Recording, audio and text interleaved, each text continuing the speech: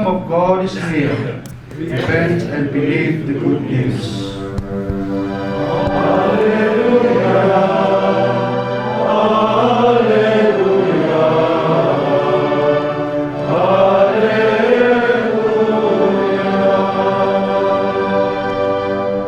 The Lord be with you. And with your spirit. A reading from the Holy Gospel according to Luke. Glory to you, Lord.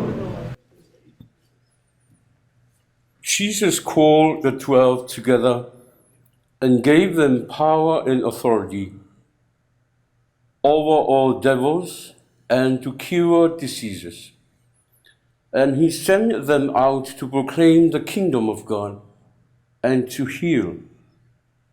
He said to them, "Take nothing for the journey, neither staff, nor haversack, nor bread, nor money. And let none of you take a spare tunic. Whatever house you enter, stay there. And when you leave, let it be from there. As for those who do not welcome you, when you leave their town, shake the dust from your feet as a sign to them."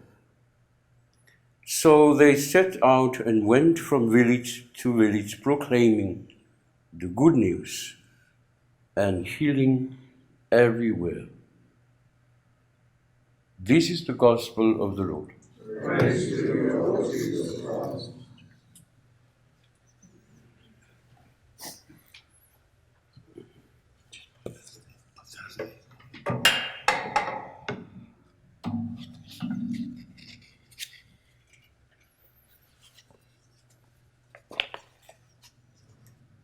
Journeyings into strange new worlds.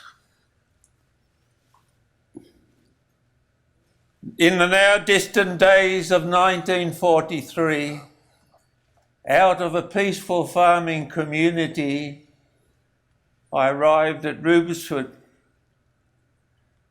That's 20 years after the Salesians first came. It was a confused world for me. It's the first time I had met foreign people speaking with strange ways. I wondered why they walked around all day with long black overcoats. They call themselves Salesians, but I knew they didn't come from Sale. So I was parachuted into this strange world. Originally to do an agricultural course, which didn't exist, it was only planned.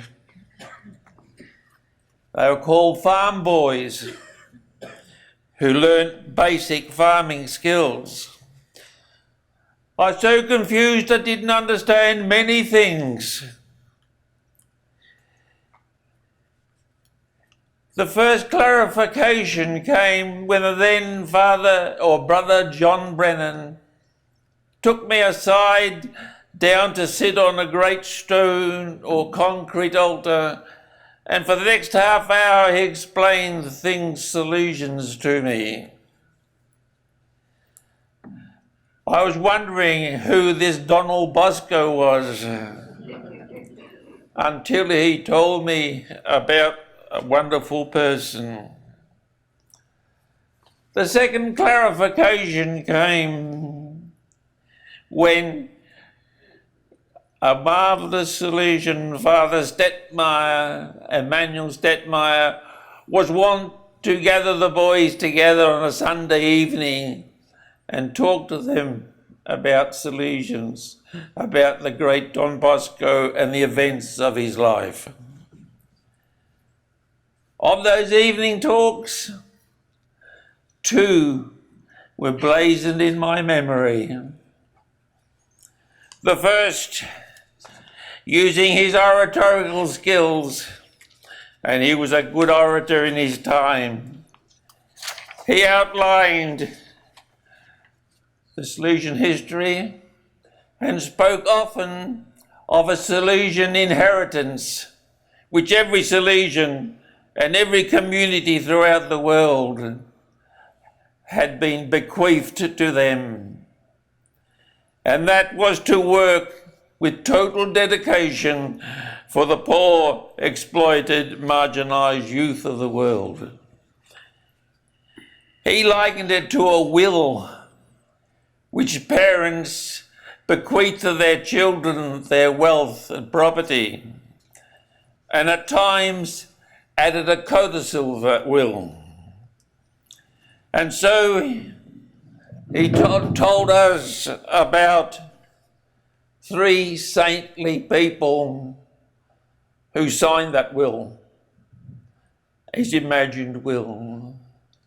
The first was a Saint Bishop, Francis de Sales, whom Don Bosco accepted as his patron for his gentleness and his warm humanity. The second signature with a codicil was of St. Vincent de Paul, of happy memory today. He was a friend, a younger friend of Francis de Sales, and often Francis would come to Paris and Vincent would look forward to this great discussions with him, because Vincent absorbed the same spirituality from Francis de Sales as Don Bosco did. Yes, Vincent de Paul. The early Salesians attest to the fact that Don Bosco had a very warm, special devotion to St. Vincent de Paul, whose life was so similar to his. Both were born from peasant families. Both grew up in rural settings. Both were pastoral of the sheep. Both struggled, oh, so much to get an education. Both were seminarians who worked to support their seminarian course. And of course, that appealed so much to me. Among the first books that Don Bosco wrote was the life of Vincent de Paul. It was the first Salesian book, or Don Bosco's book, translated into English. Although he wrote it in 1848, it was translated into English in 1933. And what was the title of that book? I think Don Bosco chose it deliberately. He called it The Formation of a Christian and Courtesy According to the Spirit of St. Vincent de Paul. It's a marvellous book in many ways. And in it are quotations of St. Vincent de Paul. He worked so hard for the marginalised and the people abandoned on the streets of Paris. And here's a wonderful quotation.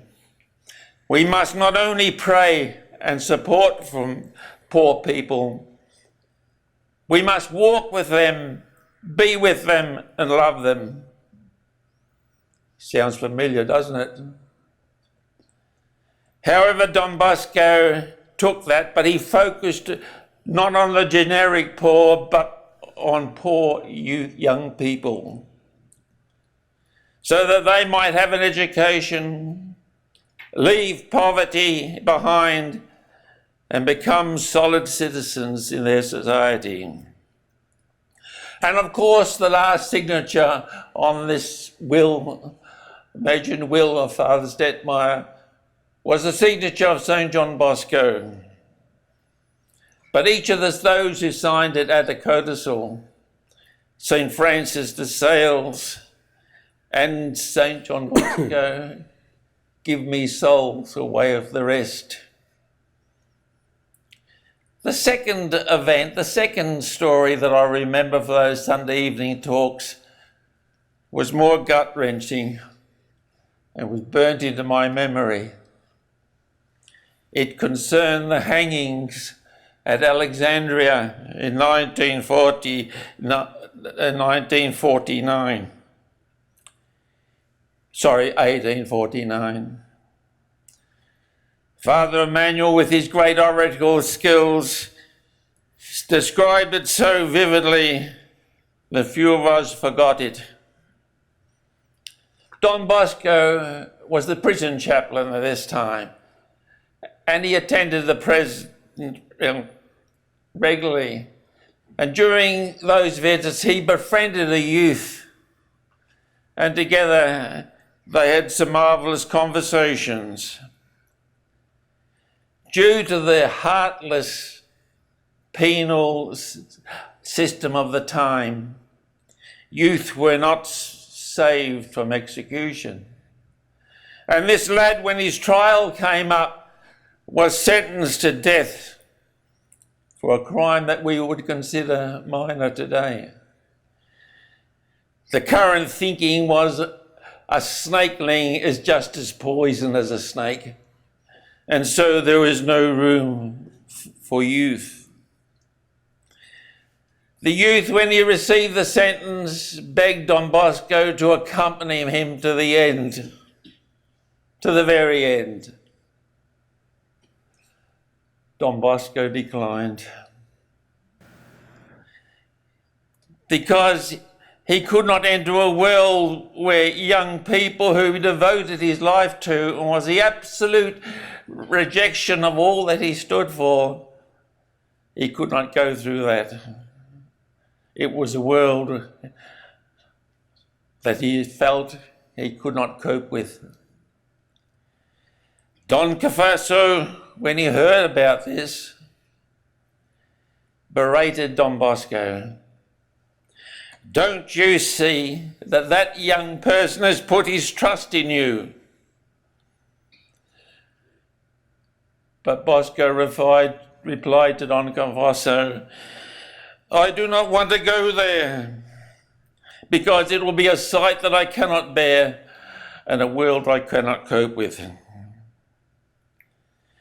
Don Cafasso replied, I am going to the same hangings to support another person. You are coming with me. And so he travelled by coach to Alexandria with Don Cafasso. And during that coach, Don Cafasso, who is spiritual and guide, steeled him against the current experience, coming experience. Don Bosco spent the night in the condemned cell with that youth. At 2 o'clock in the morning, he heard his confession, said Mass, and gave him communion. And cold on the stroke of 6 o'clock, when the cathedral bell rang, the guards entered the condemned cell, bound him to take him to the scaffold. Some irony in the fact that the bells of a church summoned to execution. Don Bosco rode with the lad in the cart, and when on mounting the scaffold, when Don Bosco saw the ropes, he passed out, and only came to when it was all over. He certainly experienced what Vincent de Paul talked about, accompanying and walking. Oh my God, what a walk that was. When Don Bosco came down from that scaffold, he was a changed person. The cheerful, laughing, outgoing personality with love of music, acting, gymnastics, and country walks with his boys receded into the past. A man came down from that scaffold with a steel determination. Never, never, never again will a youth suffer upon a scaffold I vow to spend till my last breath to make them good citizens and good Christians. And to the last ounce of energy for the poor victim I use, like all those youth in Italy and across the world. Yes, indeed, he did to his last breath. Give me souls, take away the rest. Can we fast forward the clock of the years to the Kimberleys in 1923? A group of Salesians carrying with them their Salesian inheritance arrived in the Kimberley, ready, enthusiastic to work for young people. Unfortunately, they were fed on the falsehood, the Roman falsehood, that thousands of young people were waiting for baptism. And their leader, a wonderful pastor in the Italian community of New York, steeped in all the warm devotions of Italian spirituality, also was plucked out of that, ordained, made a bishop, and sent to indeed a strange world, so different from the multi-towers of New York to the rough hills of the Kimberley. And the group that has been formed arrived. They were mostly from peasant villages, country villages, from their countries, whose faith was organised around the year, the liturgical activities, and very church-centred world, symbolised by the beautiful churches they built in the village and the ringing bells to call them to prayer. They arrived from that setting totally unprepared. They found themselves in a strange new world, totally confused. They came from that Christian Europe with all the wonderness of the village life, with their churches. They came face to face with a 4,000 years old spiritual culture, a culture which had no need of churches, nor need of external things. It was the deep spiritual world of the Australian Aborigines. Their church was the land in which they were born on. They reverenced it, cared for it. And of course, there lies the great hardship and confusion of those wonderful people. Evaporated dreams are devastating results. We all know the conclusion. Discouragement, disheartenment.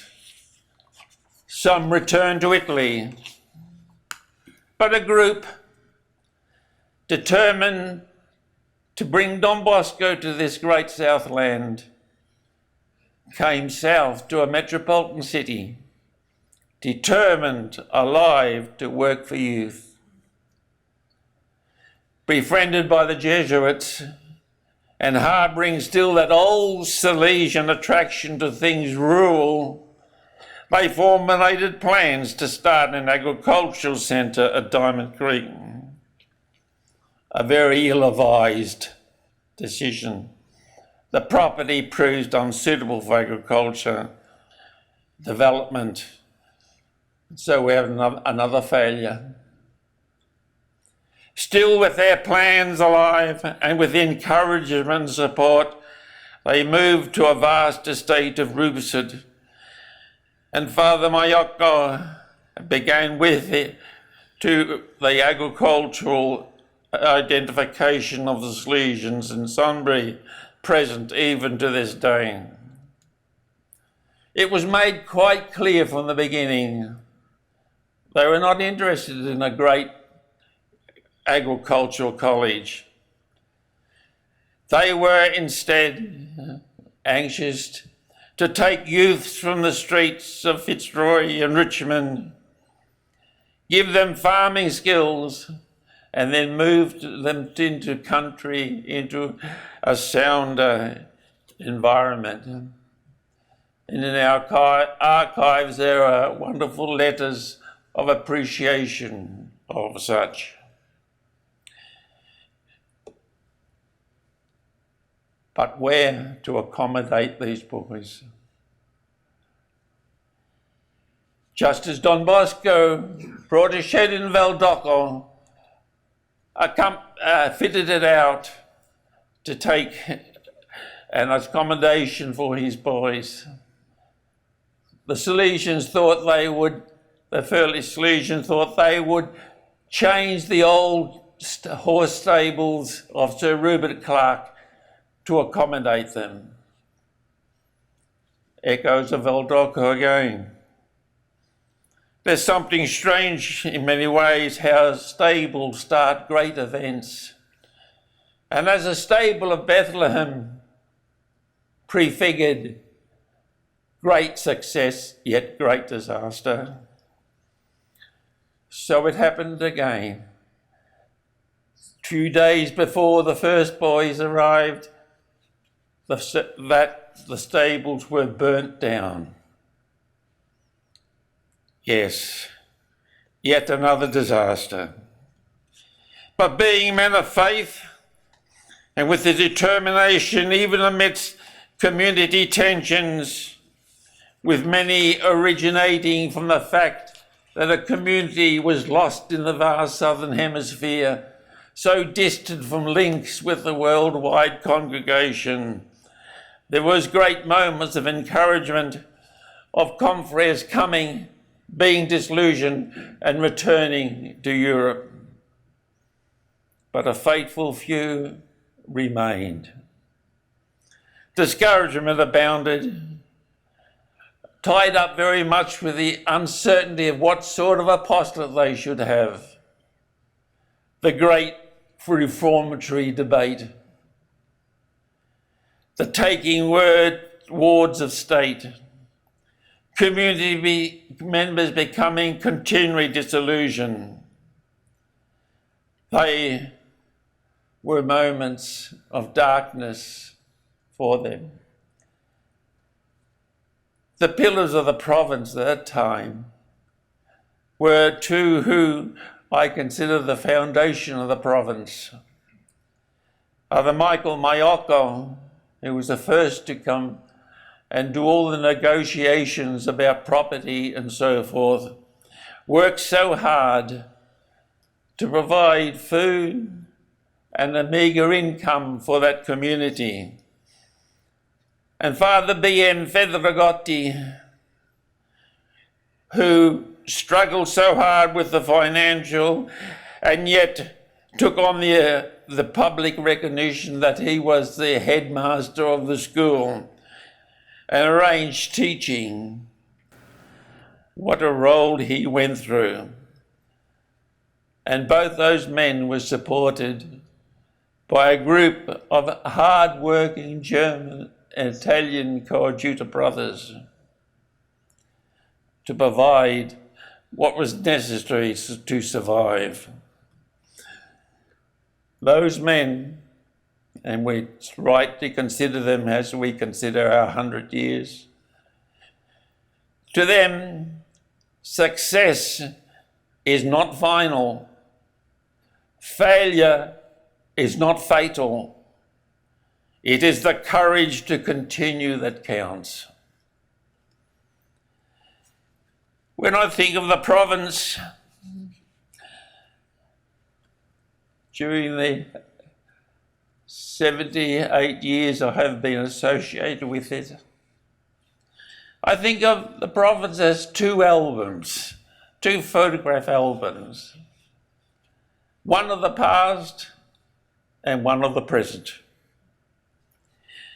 Let us now open that album of the past, and prayerfully, with prayerful gratitude, stroll around our Salesian holy ground at Sunbury, made holy not by the rituals and sprinkling of holy water, but more sacred by the prism sealed and religious sealed dust that lies within it. As we stroll around that sacred field, many a memory will fan into flame as we see the names. As we pass cold stones with all their wonderful life of dedication summarised in a few words, their name and their dates of existence. The rest is consigned to the Lord. Near to the cross, confreres from distant Kimberleys lie. Further out, confreres from Diamond Creek. And then those stalwart men, the German Italian coadjutor brothers, who with long and arduous work laboured despite many community members giving up and rejecting what they stood for. Let us pause thoughtfully and prayerfully at the headstones of great men of dedication that we have experienced over 100 years. Michael Mayako, what a tremendous Salesian personality, cheerful, fun-loving. His life is well worth reading. B.M. Fedragotti, outstanding for his dedication to the poor with financially, teaching and with visions for the future. Both these men were graduates of Fordham University with high qualifications, yet those certificates were buried deep in their trunks when they came to Australia. They are still in our archives. And here, there, we notice like confrere, outstanding in the educational field, who laboured long to form good Christians and honest citizens. While over there lie men who work with the dedication in our youth centres and parishes, whose dust now records past apostolic presence of Salesians in this country. The men who soldiered in the year 40s shouldered the burden of the boys' towns in Brooklyn Park, Engadine and Hobart, which developed into some great colleges. And here are men also who laboured and sowed the Salesian presence and presence, Port Pirie, Catherine, Palmerston, how the names we remember, of Bairnsdale, Victoria Park and Kelmsford. We often talk about them being abandoned. Oh no, they were not abandoned. And if I can quote the prophet, these men are the seeds of a tenacious plant.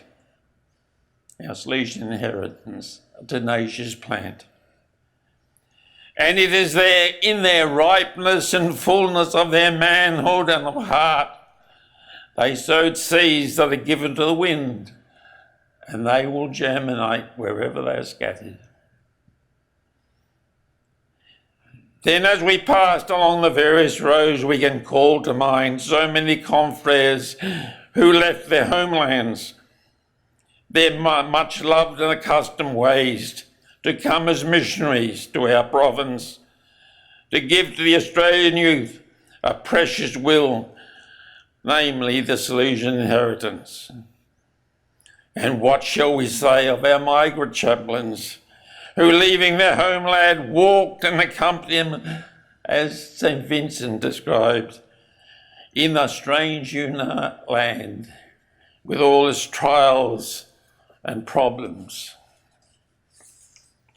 Let us close the album of the past and move to the album of the present. The years have changed our apostolic initiatives, and there's a great light play again of light and shade. Most of the confreres are no longer engaged in school of the apostolate. Still there are few who keep the link.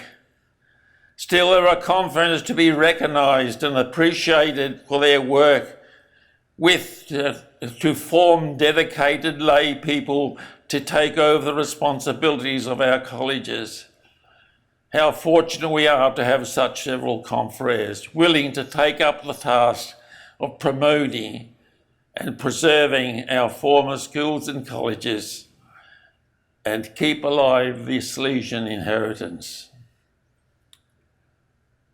Our youth centres are flourishing and prized for their work for young people in Brunswick and the multicultural areas of Brunswick and St. Mary's, as well as the long apostolic work of Don Bosco's camp. The yearly gathering of the Os Bosco of youth from our various apostolic works. Oh, so much to appreciate in our 100 years. Let us take time out to recognise and consider those confreres who serve the church in a special way, teaching and lecturing in tertiary world, forming future apostles of the young. And surely we must include our confreres who are well known internationally for their scriptural and ethical scholarship.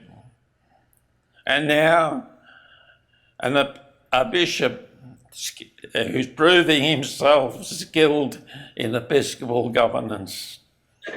Oh, so many things to be proud of. We can respect the same said of our apostolic agencies, our mission officers, the Calero Project, youth ministry, the promotion of social communications, and the Catholic media in the wider Catholic Church. Let us not forget, but often prayerfully remember men who worked in the foundation of the Salesian presence in Samoa, in Fiji, using their skills in the educational field and the construction of buildings. All these confreres are part of our Centenary celebration. They work in the non-school apostolate, but are to be remembered, recognised and appreciated. But the interplay of light and shade. Dark clouds hovered. Our reputation, our public acceptance had been executed a great less upon the scaffold of public opinion, as scandals totally abhorrent to all that we stood for. Another world which in many ways we struggle to cope with. But like Don Bosco, we've come down from that scaffold, changed.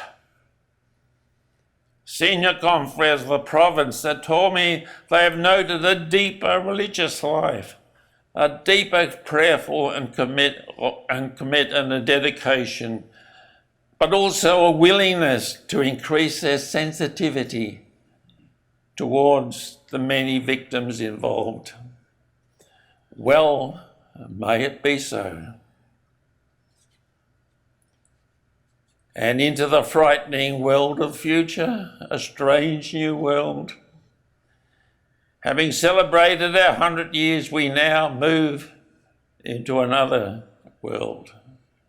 In many ways, a world frightening, with ever-accelerating technological developments, especially in the world of communication, where they talk about artificial intelligence, communication between machines, communication between a machine and the brain. What a frightening possibility that is. But we need not discourage. We have our inheritance. We have our will with 3 wonderful codicils attached. And a source of encouragement we think of, we have a powerful image in the mother house of our province. In our cemeteries lie confreres with their head towards the cross.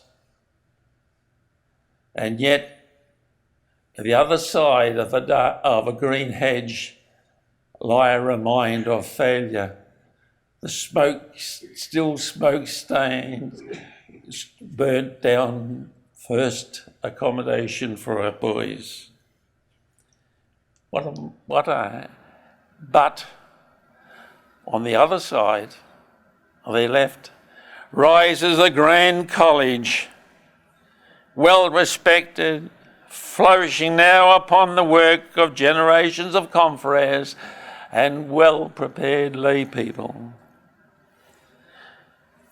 Our confreres throughout our 100 years have added a special codicil to this will, the Salesian inheritance in the Southland.